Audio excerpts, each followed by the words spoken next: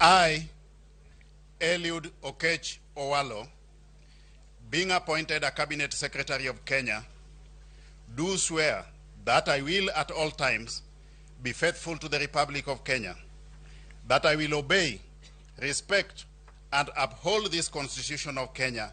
and all other laws of the Republic, that I will well and truly serve the people and the Republic of Kenya in the office of Cabinet Secretary, that I undertake to hold my office as Cabinet Secretary with honor and dignity,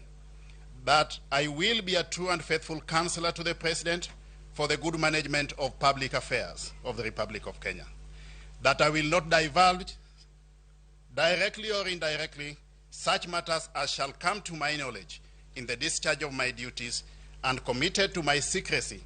except as may be required for the due discharge of my duties as Cabinet Secretary, and that I will perform the functions of my office conscientiously and to the best of my ability. So help me God.